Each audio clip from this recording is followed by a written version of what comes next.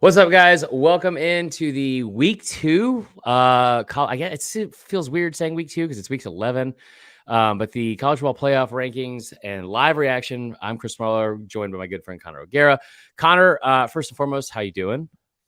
I'm well. I'm doing as well as a TCU fan, which that's like all you could ever ask for is just to show up at number 4 in the Yeah. rankings. Like TCU can lose out, and I think their fans are just kind of good. That's all they needed, really. It sounds like. I mean, they needed some respect at some point during this year. I was happy to see they jumped in up to the top 4 in some of like the actual polls, and then also with these. I said this before we started. I think that like this will be a simple reaction because I don't think that there's anything crazy that really happened. I will say so. My biggest takeaway, and I want to hear obviously the same from you, is like, and we'll just talk about like the contenders for the most part. Mhm. Any surprises from you? I thought that Tennessee would be 4 just because I Mhm. thought that we already saw TCU come in behind a one-loss team. They came in behind one-loss Bama. So that was like a minor surprise. That wasn't really anything crazy. But I was more surprised at like 8 through 13. So Yeah. when I did like the projecting of the top 10, I thought the selection committee was gonna like come to its senses and realize that like UCLA's resume is significantly better than USC's, which I Yeah. realize like we're talking SEC, like it's Pac-12, like in the grand scheme of things, I know a lot of people listening just don't really care about that. Right. But that's like one of those weird things where if it was an SEC thing, there would be a riot right now with Yeah. UC within the same, like both in Los Angeles, and it's very clear the selection committee is just like USC, screw it. Even though like USC's loss is to Utah, the team that UCLA beat, they're both one-loss teams. USC has no wins against teams in the top 25. Their best win is at Oregon State, which And that's I not don't a need to good tell you about win. that. Oh well, So, like, no, according to I you or think according to everybody else. no. So I think Oregon State's a good team. I will admittedly say I think Of Oregon course. State's a good team. I thought they would lose to Washington. They battled their ass off against Washington, but I say it's not a good win because I mean they had 4 turnovers. Like Yeah. I didn't understand that at all. I was so shocked. And you know what's crazy too, and this is partially my own fault from like not doing like as much, knowledgeable research as but when you brought it up, I was like, "Oh yeah, I mean, well UCLA has 2 losses obviously." Like Well, that's what I was thinking in my head, and they don't. They have 1 loss and it's to an Oregon team that's beating everyone right now. yeah, and I think they're the selection committee will try and do this every once in a while where they're like, "You didn't play anybody in non-conference. We're gonna punish you." And they're like doing that with UCLA, even though the loss the 1 point win against South Alabama at the time looks really bad. South Right. Alabama is actually now 7-2. Shout out to Kane Womack, former Indiana assistant. Love it. But that whole like principle isn't applied to Michigan. Michigan at number 3. No. TCU should be ranked ahead of Michigan. Is that a hot take? No, because so I said this last week. I said this is what pisses me off is that maybe this will be longer than 10 minutes. We're But I was going like 20. every time it always happens like this. But no, I remember I was saying this last week. I was like, it pisses me off. It's like the thing with Bama being ahead of everyone wanted to focus on Bama's being ahead of TCU because they were 1 spot ahead of them. They had a loss and all that kind of stuff. And luckily that's like kind of worked itself out. Like they're no longer ahead of them. And nor should they have been. But like I kept saying, I was like, the argument shouldn't stop there. It should also go into Clemson and Michigan because Michigan hasn't played anybody. And the fact that we're kind of just allowing this, it's almost like Michigan because they do it in this like old school. They run the football and they've got a running back. It's like up there with the Heisman talk, and it's like for whatever reason, I think that we believe Michigan is tougher than they probably are because they run the football. They got the 5-star quarterback now too, which JJ Yeah. McCarthy, when you have a 5-star quarterback, it just kind of changes the way that we look at your team. We're Yeah. like, oh, they have that upside now. And it's like, if Michigan and Georgia were going to face each other tomorrow, Oh my look, God. but man, I was there in Miami for that one. That won a game. Georgia could have played Michigan after the Tennessee game. I mean, like 30 minutes after the Tennessee game. Like, go get yourself like a PB&J and a Gatorade. No We're gonna shower. come back out here and play it. They would beat them by 2 touchdowns. I think like it's just weird. It's weird that we look at this as like this almost. Well, Michigan is like they're allowing this 1 game Yes. season to happen in the Big Ten, and I don't get it. Yeah, and it's all kind of setting up for that. But I actually think so. If I'm a Tennessee fan, I'm looking at this, and obviously you have a tough loss to Georgia. Right. Like call it what it is. Like Tennessee fans can admit, okay, you didn't score. Your number 1 offense in the country didn't score a touchdown or Right. have a 20-yard play for the first 55 minutes of that game. Like call it what it was. Georgia was unbelievably impressive Yeah. Unbelievably impressive. You were there. Like, I was more impressed with Georgia than I was disappointed with Tennessee. So you're sitting there at number 5. There's 4 unbeatens left. There's 4 You're weekends of games left, man. perfect.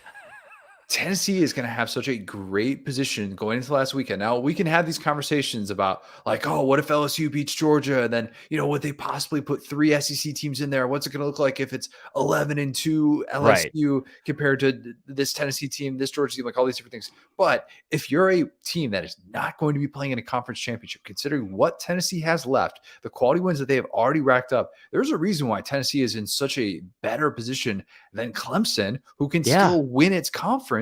But you're looking at it going like, wait a minute, like their best win is going to be what, at home against NC State, at Florida State? Ugh. Like, that's maybe UNC, neutral site. Shout out Gene Chizik, but you get what I'm saying. Yeah, no, and we love Gene. We love Gene. And UNC, I don't know how they keep getting disrespected. Like, it's like they're an underdog again this weekend against Wake Forest. I can tell you. We'll get into it. They have no wins against current top 25, and then it's the they have the 2 wins against Power 5 teams with a winning record, and Ole Miss is the only team among contenders that has less. Ole Miss has the 1 win against a Power 5 team with a winning record. It's Kentucky snuck into the top 25, so they at least kind of have that working in their favor, unlike USC. I see. I'm mainly USC sucks. I do think they're the most overrated team in the country. I mainly meant from Vegas being like an underdog. Oh, yeah. This is why we bring you on here for the like. You did have one stat today that made me want to both cry and then ball my fists in anger and go find out where Bill O'Brien lives and beat the brakes off of him, because I saw the comment about Bama's like 16th in the country in yards per carry, and then the third. We're not going to get into it. It's only going to make me mad. We're not going to do this. No. So getting back to the top 5, I currently, like, if I was watching it today, because I do think there's also something to be made of the full body of work. I do think that Tennessee has arguably still one of the best resumes. I think that Georgia has the best win. Now that they've beaten Tennessee and Oregon, right? You can just pick your poison with that. I think that Tennessee win, as much as I hate to admit it, I think that Tennessee win over Bama probably isn't as impressive in some ways, even though it still is. But the impressive. LSU win is, yeah. The LSU win definitely is. And so I think Tennessee's in great position to make the playoff. I think they will make the playoff, because I think with them, like, the hay's kind of in the bar in terms of, like, I love what you said earlier. There's 4 undefeated teams. There's 4 weeks left. I mean, TCU's got to go play Texas this weekend at Texas, and who knows at this point. Like, I feel like I would love TCU to get in, to be honest, at this point, but I don't know if it happens. I don't think it will, because going 9-0 with a 9-game conference schedule and then winning your conference championship, if I'm not mistaken, that's only happened. That happened once? Michigan last year, and then 2019 Ohio State with the 9-game conference schedule. It's never happened with the Big 12, huh? And it's never happened with the Big 12. Wow. Big 12. I mean, think about all those Oklahoma teams that have that one random loss to Iowa State in there. Like, that's just kind of given. But so you look at that, and TCU still has really difficult games to play down the stretch. I don't think TCU is going undefeated. I don't. No. I also think Oregon's got a loss in there. Oregon's remaining tough, man. Like, it is tough. Their easiest game left is at Oregon State, which is USC. That's not easy. Yeah. I know we joke about the Oregon State thing. I do think I'm still objective enough to think I think Oregon State is a good team. And let's not forget, they beat him their last time in Corvallis. Yeah. I mean, so, like, my whole point is if you're Tennessee and you're sitting there, like, frustrated to be on the outside looking in of the top 4, those other teams like Oregon and TCU having these really difficult remaining schedules where, like, if they won out, that's a different story. But there are a lot of places that they can still get tripped up. Whereas, like, Tennessee's toughest remaining game at South Carolina.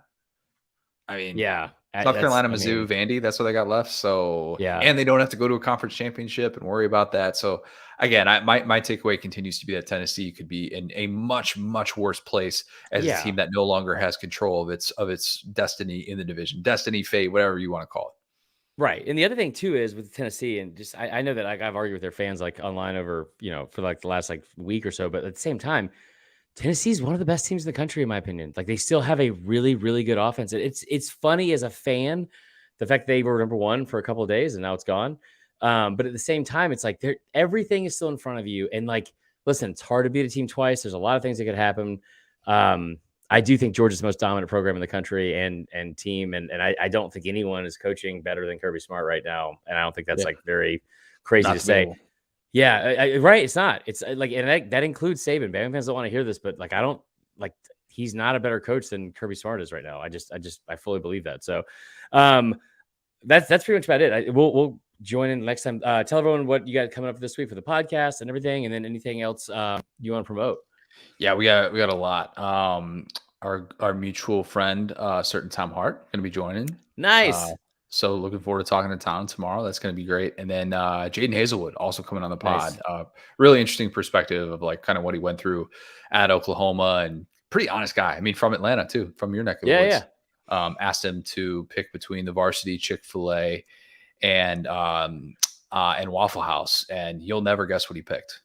Okay, hold on. Can we? I don't want to like spoil like the interview, but can we talk about that for a second? Did he say Waffle House, or did he say the varsity first? Said Waffle House. He said nobody goes to the varsity that lives in Atlanta. I don't think that's real. I don't. I love the varsity. I liked it too, but I don't live there, so it's different. I mean, people. I go there once a year. I go there whenever I'm. Actually, probably more than once a year, to be honest. You know how I love hot dogs.